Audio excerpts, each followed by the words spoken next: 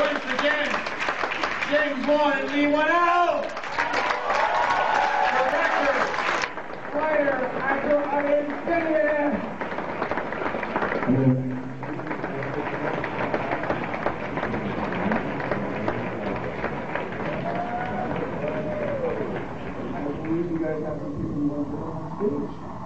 Yes.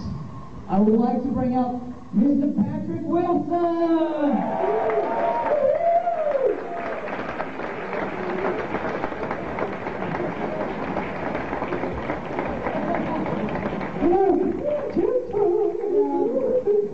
And I would like to bring up the creepy old woman who is in fact played by Mr. Philip Friedberg. Come on up.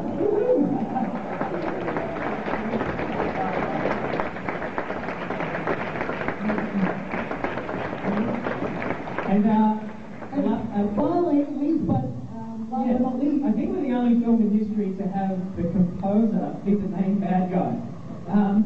It's like having Robert Englund compose the music for the Nightmare on Elm Street film. Please welcome the composer and the red-faced demon, Joe Shaw!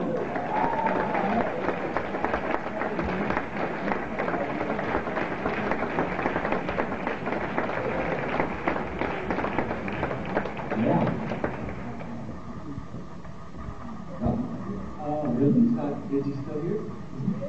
It's here. Ty Pickens! Who plays Norman? Yeah!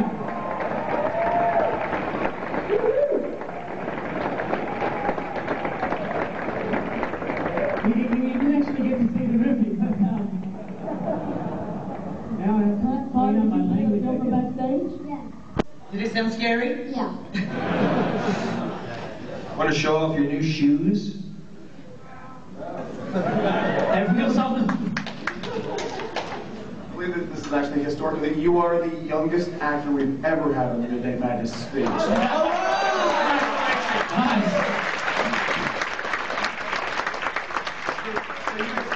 When you were writing this, you had a number of rules, but what did you guys kind of do research into astral plane and other kind of spiritual things, or did you just?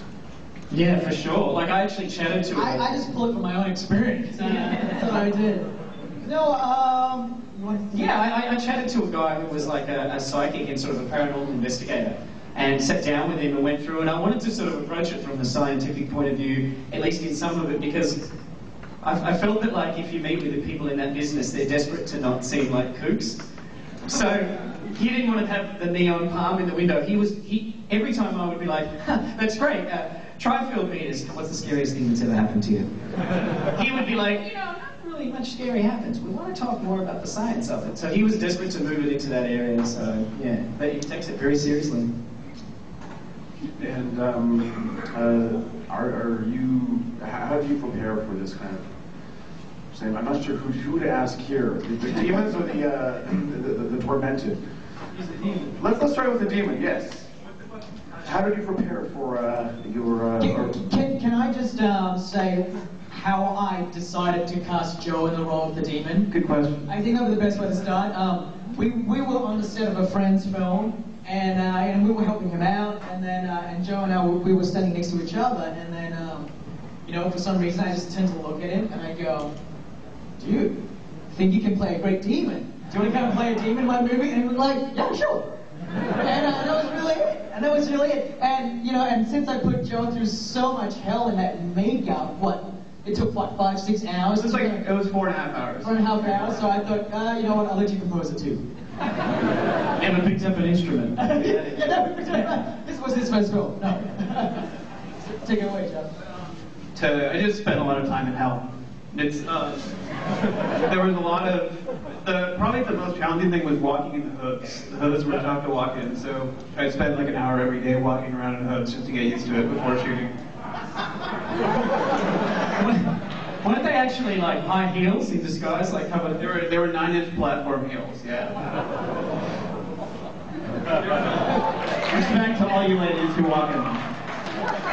And how did you go about casting your non-demon characters? My non-demon characters, like my main characters here? Well, I mean, as you guys can see, frickin' Patrick Wilson, he is amazing, isn't he? I fortunate. I worked with Annie McCarthy, who's the great casting director of this film, and she just had such a great time with the script that Leigh wrote, and we just had a great time casting the film. And one of the things I said to her was, I really wanted people that feel real, and that people that you can relate to, and but at the same time, like good-looking people, like Patrick and Rose Byrne. And so that are easy on the eyes. So It's a cold, cold reality. Ugly people just can't play real. No, but Leigh and I have actually been big fans of Patrick for a while now. So and I've been a big fan of Rose Byrne because I've known her work from Australia, way back then. Patrick's actually in one of my favourite films, Little Children, and so is Ty. Ty played his son in Little Children. Exactly it. Yes.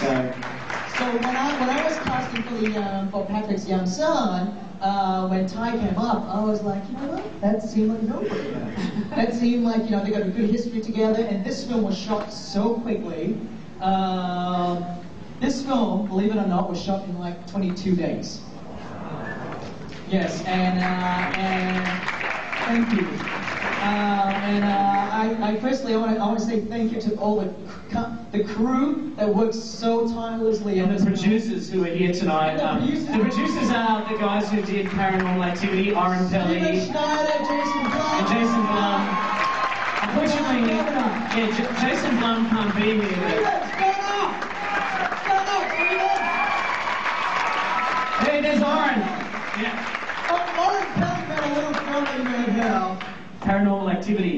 But now that we've said that, everyone's just going to turn around and just start asking him questions. What do you want to talk about? Exactly. Well, I would like to thank Stephen because I believe it was around New Year's. Stephen was in Toronto, and he called me up, and I think he came over to my apartment on New Year's Day, is like just to kind of catch up because we've known each other for a number of years. And he's like, "I've got some really exciting news for you. We're working on a new film. It's called INSIDIOUS, and it's got James Whannel." And it was just.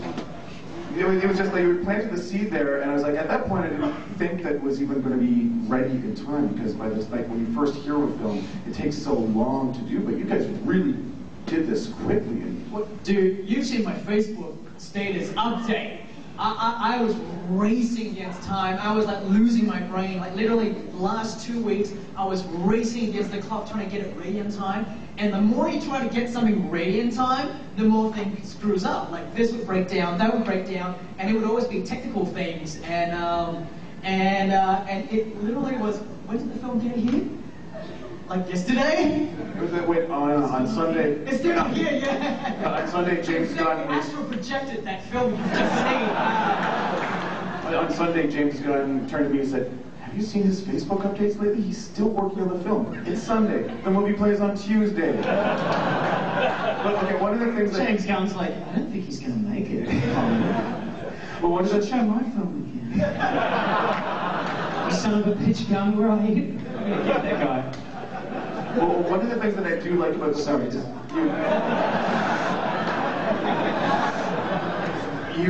you break some rules.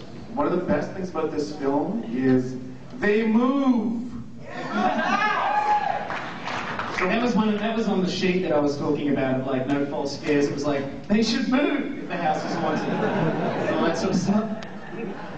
Do we have any other questions here from the audience? Yes, sir.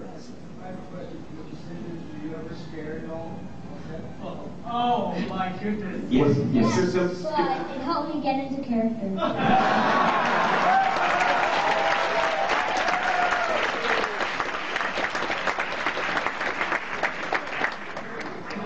Can I just elaborate on that a little bit? From a director's standpoint, I felt so bad for Ty. Ty is like the coolest kid I've ever met. And Joe is like the nicest guy you guys will ever meet as well.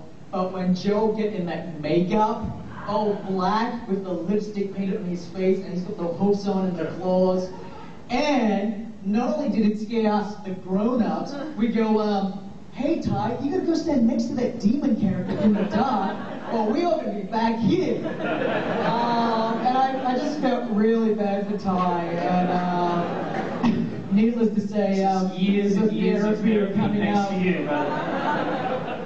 You've psychologically scarred him for the rest of his life. You're not scared, are you? No. All right, that's what we got. Yes, Brett.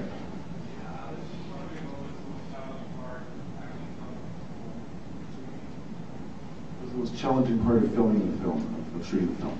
Of filming the film? Making something scary is damn hard, just because. Yeah, I mean, believe it or not, I want to correlate with Saw, because like Saw was made, kind of in a very similar vein, very independent spirit, really fast paced. But the difference is, Saw went for a very greedy kinetic energy, and when you make a film in that world, you can really get away if your camera's a bit rough, right? So you keep quick cuts to kind of hide the shots. With this, I really want it to be, for the lack of a better term, more made in that pure cinema style of filmmaking, very John Carpenter-ish, very what Friedkin did in The Exorcist. So, all my shots, I try to keep my shots as controlled as I can, and because of that, that's hard. It's actually harder to do slow moving shots than it is to move your camera everywhere. So it was definitely a challenge, but I think my great DP, John Leonetti and David Brewer, pull it off for me. Just wondering if you heard the investigator, Leigh Whannel, and the character Elise was a little bit based on her. I have heard of Lorraine Warren in the research. She's actually fascinating. Like, she's worked on a lot of cases that I'm really interested in, like the Smurl haunting, which is you can Wikipedia it. But they made a TV movie out of it in the 80s called The Haunted, which is actually one of the scarier things out there. In the 80s, they made all these weird TV movies that were actually scary somehow, and that was one of them. And so I was influenced by her. I guess she was sort of an amalgam of different people like that, but I didn't want to... In the writing, obviously. Yeah. But obviously, Lynn Shay, such a great actress, she just brought her own stuff to it. Most people know Lynn Shay from all the Farrelly Brothers film, like Something About Mary, Magda, from that, and so Kingpin and all these films, and so I've seen the sides of Lynn, knowing Lynn. I've seen like the serious side, like the more sort of low-key side, and that was one of the things I wanted. I wanted her to bring a sense of quirkiness to who she is, but not go too over the top. And I think she found the right balance for this film. And how did you get Barbara Hershey attracted to it? Well, Barbara, believe it or not, Barbara, firstly, thanks to Whannel here, Barbara read the script and loved the script, and Barbara is a very spiritual person. She actually, she's really into all this sort of stuff. I'm not sure how much she believes it, right, but she's really into the world, and I guess, the chance to work, to work with, the producers of Paranormal Activity and the filmmakers of Saw and the great cast. And the good looking cast. And plus, as well, she was in The Entity. She was in The Entity, and yes, which is based on a real life case where the Warrens were involved. And that was like guilty. That was my reason for really wanting her. Besides thinking she's a great actress, I really love. The Entity is one of my scariest films. When she starts to kind of give the history, like have the big reveal, and like, wait a minute. Is this the sequel? Is there going to be a time like I was possessed by a ghost and horrible things happened to me in bed?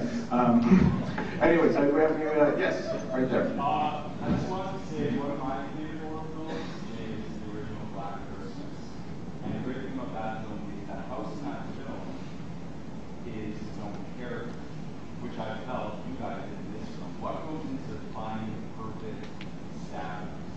This guy's in the market for real estate. He wants to know, how do you find a great location like that? Yeah, sure. It's funny that you say that, because Black Christmas is one of my favorite films as well. I love Black Christmas, the original, Bob Clark, which actually influenced me heavily for Saw, actually. But yeah, no, I think if you're trying to at least start out letting people think you're making a movie about a haunted house film, even if you kind of like detour and it becomes something else, I think the house is a very important character. And we were very conscious that when they moved to a second house, that the second house needs to be a complete contrast to the first one. So with the first house, we wanted something that was very Victorian, very classic, very amateur, that when you look at it and go, oh my God, that's a haunted house.